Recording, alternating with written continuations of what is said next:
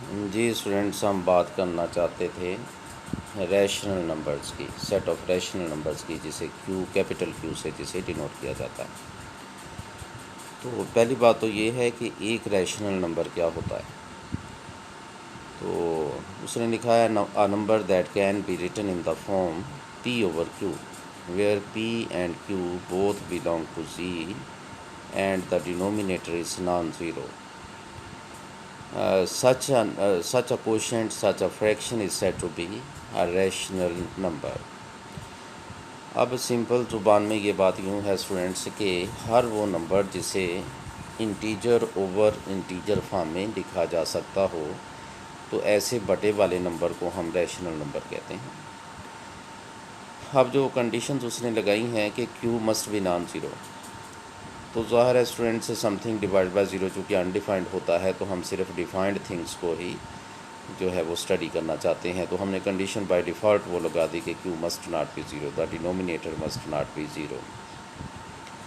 और फिर ये बात कि ये नहीं लिखा कि a number which is written in the form P over Q, बल्कि उसने लिखा a number that can be written in the form, कि किसी भी तरीके से अगर हम उसे लिख सकते हो। तो ये एग्जांपल्स उसने नीचे दी हैं। पहली एग्जांपल है -5। हम टेस्ट करना चाहते हैं कि इंटीजर्स क्या रैशनल होते हैं कि नहीं। तो एक इंटीजर की एग्जांपल हमने ले ली -5 की। यही सेंस फिर सभी पे जो है वो अप्लाई कर सकते हैं हम।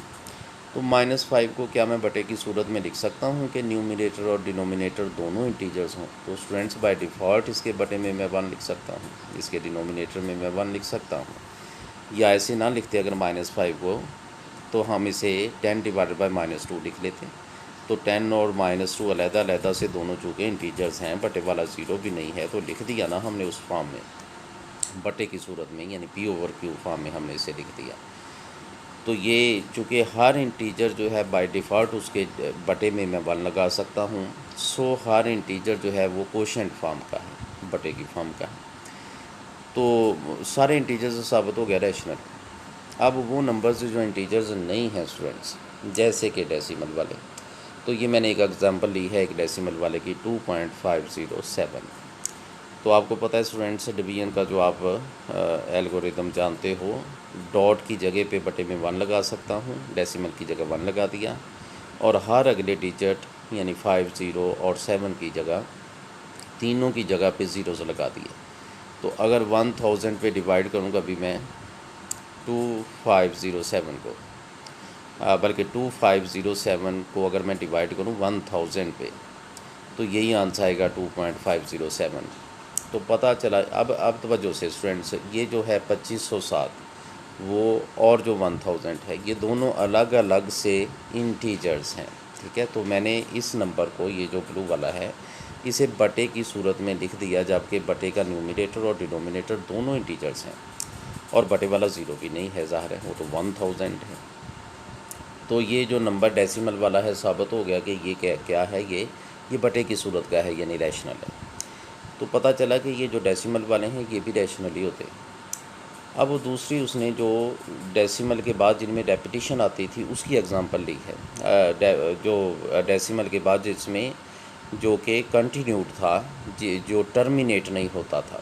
ये रिमेंबर डेसिमल के बाद सिर्फ 3 डिजिट थे, और ये यहाँ इस एग्जांपल में डेसिमल के बाद इनफाइनाइटली मैनी डिजिट्स हैं, लेकिन वो रिपीट हो रहे हैं। तो स्टूडेंट्स, आपने वहाँ पर एक रूल पढ़ा था इंटरमीडिएट में, सीक्वेंस एंड सीरीज़ वाले चैप्टर में। वो उसका टाइटल था sum of infinite terms of a GP. तो जीपी आपको पता है students, a times r raise power n minus 1, ये जनरल टर्म है जीपी की, nth टर्म है ये वाली। तो सारी की सारी टर्म्स कहता है जीपी की हमें जमा करनी हो, तो चूँकि वो इनफाइनाइट सीरीज़ है, तो या तो उसका सम फाइनाइट बनेगा यानी कन्वर्जेंट होगा, या फिर वो डाइवर्ज करेगा। तो जब वो कन्वर्जेंट होती है स्टूडेंट्स जीपी वाली सीरीज़, तो क्या है कि उसका सम बराबर होता है a divided by 1 minus r. अब ए जो फर्स्ट टर्म थी और आर कॉमन डिफरेंस था इसकी कंसेक्टिव टर्म्स में। तो ये sum of all infinitely many terms of GP जो है वो बराबर होता है a divided by 1 minus r. अब ये बटे की सूरत में हमने उसे लिख दिया। इस पे कंडीशन होती है इस फार्मूला पे, ये तब वैलिड होता है जब r जो है वो -1 और 1 के बीच में हो। ठीक है, जब r -1 और 1 के बीच में हो, ना वो -1 हो ना 1 हो, बल्कि इसके इन बिटवीन हो, यानी r मॉडुलस लेसर देन 1 के लिए ये फार्मूला जो है वो वैलिड है। तो अगर स्टूडेंट्स मैं इसे लिखना चाहूँ 0.3333 एंड सो ऑन को, तो इसे मैं लिख सकता हूँ 0.3 plus 0.03 plus 0.003 plus and so on. तो अगर आप गौर से देखो, इसके डेसिमल ख़त्म कर दो तो ये एक जीपी है जिसकी फ़र्स्ट टर्म भी आपको मालूम है 3/10 है इनफैक्ट, और जिसमें कॉमन रेशो 1/10 है, और ये वाकई एक से कम भी है कॉमन रेशो। तो a/1 माइनस आर के फार्मूला से लिखे तो ये एग्जैक्टली यही होगा जो मैंने लिखा 1/3। तो चूँकि मैंने इसे बटे की सूरत में लिख दिया है जीपी का एक रूल यूज़ करते हुए, तो लिहाजा ये नंबर भी कैसा हुआ, ये रैशनल हुआ। ये जो रेकरेंस इसमें आ गई थी, जब स्टूडेंट्स डिजिट्स रिपीट होना शुरू हो जाए, रेपिटिशन आ जाए, तो उनको हर बार हम अगर ऐसे नंबर्स हैं कि जो डेसिमल के बाद टर्मिनेट नहीं होते लेकिन उनमें रेपिटिशन है, तो हम ज़रूर उन्हें बटे की सूरत में लिख सकते हैं, वही जीपी का रूल यूज़ करते हुए जो यहाँ मैं बताने की कोशिश कर रहा था। तो ये रैशनल नंबर था। अब दूसरी एग्जांपल उसने दी है यहाँ पर भी, ये 0.222 एंड सो ऑन, इसमें भी रेपिटिशन है, हम इसे भी बटे की सूरत में लिख सकते हैं। ये डेसिमल के बाद अब गौर से देखो स्टूडेंट्स, 2 की रेपिटिशन है, 2 5 की लगातार रेपिटिशन है, इसे भी हम बटे की सूरत में लिख सकते हैं। यहाँ पर भी रेपिटिशन है, इसे भी बटे की सूरत में लिख सकते हैं। और तवज्जो से ये एक और एग्जांपल उसने ली है, बड़ी शानदार एग्जांपल है। ये गौर करो स्टूडेंट्स, 0 पॉइंट उसने लिखा है 1 2 3 4 5 6 7, और फिर ये वाले 7 ऐसे ही रिपीट होते चले जाते हैं। इसे भी हम बटे की सूरत में उसी जीपी वाले रूल को यूज़ करते हुए लिख सकते हैं। तो पता चला स्टूडेंट्स कि तमाम इंटीजर्स रैशनल हैं, तमाम डेसिमल वाले जो टर्मिनेट हो जाते हैं वो भी रैशनल हैं, और जो डेसिमल के बाद टर्मिनेट नहीं होते हैं अगर उनमें रेपिटिशन हो तो वो भी सारे के सारे रैशनल हैं। तो सिर्फ वही नंबर्स स्टूडेंट सिर्फ रैशनल हैं जो डेसिमल के बाद एक तो टर्मिनेट नहीं होते और दूसरा ये कि उनमें रेपिटिशन भी नहीं आती। तो सिर्फ यही वाले नंबर्स जो हैं वो इरेशनल होते हैं, बाकी तमाम नंबर्स रैशनल होते हैं। अब उसने इरेशनल नंबर की एग्जांपल ली है, ये 1.4142135627 एंड सो ऑन। इसमें डेसिमल के बाद स्टूडेंट्स कोई रेपिटिशन नहीं है, इवन 1,00,000 डिजिट भी अगर मैं लिख लेता तो अगले 1,00,000 उससे और भी मुख्तलिफ होते। तो कतन इसमें रेपिटिशन नहीं है और ये टर्मिनेट भी नहीं होता, हम इसे कतन बटे की सूरत में नहीं लिख सकते, तो लिहाजा ये नंबर इरेशनल है। ये 2 का आंसर था इनफैक्ट जो हमने ये लिखने की कोशिश की। तो 2 कैसा नंबर है, इरेशनल नंबर है, ये रैशनल कतन नहीं है। और ये फिर ऐसे ये जो स्क्वायर रूट वाले हैं, सिवाय उन नंबर्स के जिनके स्क्वायर रूट्स हमें मालूम है, 4√2 होता है, तो 2 डिवाइडेड बाय 1 हम उसे लिख सकते हैं, वो रैशनल हो जाएगा। 9√3 होता है, 3 को बाय डिफ़ॉल्ट हम 3 डिवाइडेड बाय 1 लिख सकते हैं, वो भी रैशनल हो जाएगा। तो बाकी सारे जो हैं ना, ये जिनके स्क्वायर रूट्स हमें मालूम नहीं, वो सारे के सारे इरेशनल नंबर होते हैं, जैसे कि ये लिखा गया है। तो सेट ऑफ इरेशनल नंबर्स को क्यूब नाम से डिनोट करते हैं हम।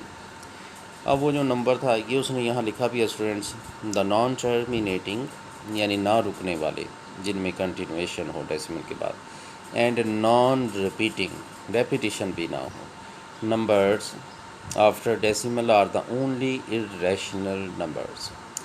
अगर हम बात करें स्टूडेंट्स पाई की, तो पाई क्या होता है, circumference to diameter ratio of a circle, जिसकी बहुत ही रफ वैल्यू जिसकी 22/7 है। तो ये राउंड अबाउट वैसे 3.1416 हुआ करता है, तो वो भी रफ वैल्यू है जो अभी मैंने बोली।